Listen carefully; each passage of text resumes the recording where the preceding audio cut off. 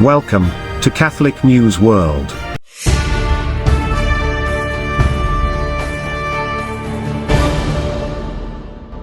Welcome to Catholic News World. Please subscribe to our channel. My name is Steph. Here are this week's breaking news headlines. A new report by Aid to the Church in Need shows global persecution of Christians is increasing. Persecuted and forgotten?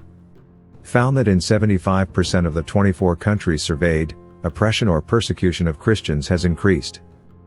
Africa saw a sharp rise in terrorist violence from non-state militants, with more than 7,600 Nigerian Christians reportedly murdered between January in 2021 and June in 2022. In May 2022, a video was released showing 20 Nigerian Christians being executed by Islamist terror group Boko Haram. In Asia, state authoritarianism led to worsening oppression, which found was at its worst in North Korea, where religious belief and practice are routinely and systematically repressed. Religious nationalism has triggered increasing violence against Christians in the region, with Hindutva and Sinhalese Buddhist nationalist groups active in India and Sri Lanka respectively. Authorities have arrested believers and stopped church services. India saw 710 incidents of anti-Christian violence between January 2021 and the start of June 2022, driven in part by political extremism.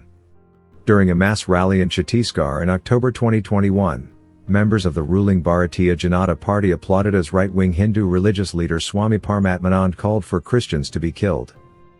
The report found that in the Middle East a migration crisis threatened the survival of some of the world's oldest Christian communities.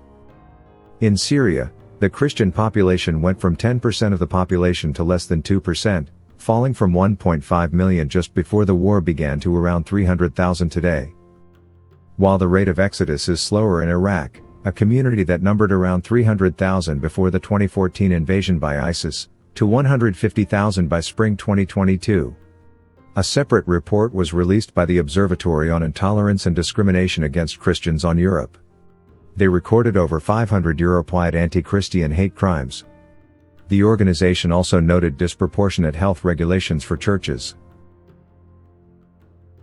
A retired French Archbishop Jean-Pierre Gralot is under investigation for inappropriate gestures. The 81-year-old, who released a statement of apology, is also a member of the Franciscan order. Earlier this month a French cardinal also admitted to abuse. The Order Friars Minor released a statement indicating that they would suspend the retired bishop's management of a house of senior Franciscan brothers. On September 15, 1968, Gralot took final vows of the Franciscan order and he was ordained a priest on June 28, 1969. Jean-Pierre Gralot was Archbishop of Strasbourg from 2007 to 2017. Jean-Pierre Gralot, Franciscan and Archbishop Emeritus of Strasbourg, made it known that he is the subject of a canonical procedure and a criminal investigation. He wrote an apology saying, "I got lost and injured someone. The forgiveness that I asked her, I also expressed to all her relatives, as well as to all those who, today, will be bruised, under the shock of this revelation." Father Michel Lalou, Provincial of the Franciscans of France and Belgium wrote, "We, Friars Minor, are reeling from the latest revelations in the Church, like all of God's people. The mistakes made and the generalized climate of distress towards the institution call for great caution and high standards. Despite legitimate anger, let's keep in mind that each case is unique. We think first of all of the person who is the victim and of all the people who are victims of abuse, especially in the Church. We must continue to hear their cry for truth and justice. We share the pain of those who are hurt by this revelation. We reaffirm our firm and resolute will to fight against all forms of abuse within our province." The United States Conference of Catholic Bishops, USCCB, gathered from November 14 to the 17th for their fall plenary assembly in Baltimore, Maryland. During their meeting, the bishops elected a new president, vice president, and secretary to lead the conference. Their terms began immediately at the conclusion of the 2022 plenary. On day one of the assembly, Archbishop Timothy Broglio, age 70, was elected as president-elect of the United States Conference of Catholic Bishops, and Archbishop William Lori, age 71, was elected as vice president-elect. The bishops elected Archbishop Paul Coakley, of Oklahoma City, as conference secretary and chairman of the Committee on Priorities and Plans.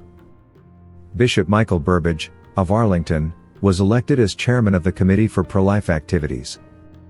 The bishops elected as chairman-elect are Bishop Thomas John Poprotsky of Springfield in Illinois, as chairman-elect of the Committee on Canonical Affairs and Church Governance, Bishop Joseph Bambera of Scranton, as chairman-elect of the Committee on Ecumenical and Interreligious Affairs, Archbishop Charles Thompson of Indianapolis, as chairman-elect of the Committee on Evangelization and Catechesis, Bishop Abdallah Elias Sidon, of the Maronite Eparchy of Our Lady of Lebanon, as chairman-elect of the Committee on International Justice and Peace, Bishop Barry Nestout of Richmond, as chairman-elect of the Committee on the Protection of Children and Young People, Bishop Kevin Rhodes of Fort Wayne South Bend, as chairman-elect of the Committee on Religious Liberty. The U.S. bishops were also consulted on the causes of beatification and canonization for 3 American women, Mother Margaret Mary Healy Murphy, Michelle Dupong, and Cora Louise Evans. By a voice vote, the bishops affirmed support for the advancement of all 3 causes of beatification and canonization on the diocesan level. Here are brief biographies of the 3 saintly women. Cora Evans, a wife, a mother, and possible mystic, was baptized Catholic in Utah in 1935 after becoming disillusioned with the Mormon faith. Born in 1904, she moved to California with her family in 1941. She died at age 74 in Boulder Creek, California, on March 30, in 1957.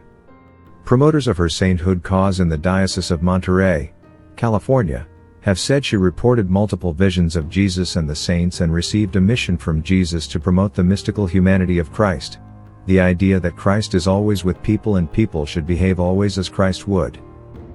The Diocese of Bismarck, North Dakota, in June opened an investigation into the holiness of life and love of God of Dupong, who died of cancer December 25, 2015. She was 31. When she died, Dupong was the director of adult faith formation for the diocese. Before that, she was a missionary for 6 years with the Fellowship of Catholic University Students, or FOCUS. In her position, the diocese said, she used her missionary zeal to bring others closer to Christ. She was recently declared a servant of God by the Church. Mother Murphy in 1893 founded the Sisters of the Holy Spirit and Mary Immaculate, the first order of women religious in the state of Texas. The congregation was started after Mother Murphy, a native of Ireland, spent years helping the poor and serving African Americans and Mexican Americans as a laywoman. She died in 1907 at age 74. Watch our programme every Friday at 7:30 p.m. Thanks for watching. Please subscribe to Catholic News World channel. God bless.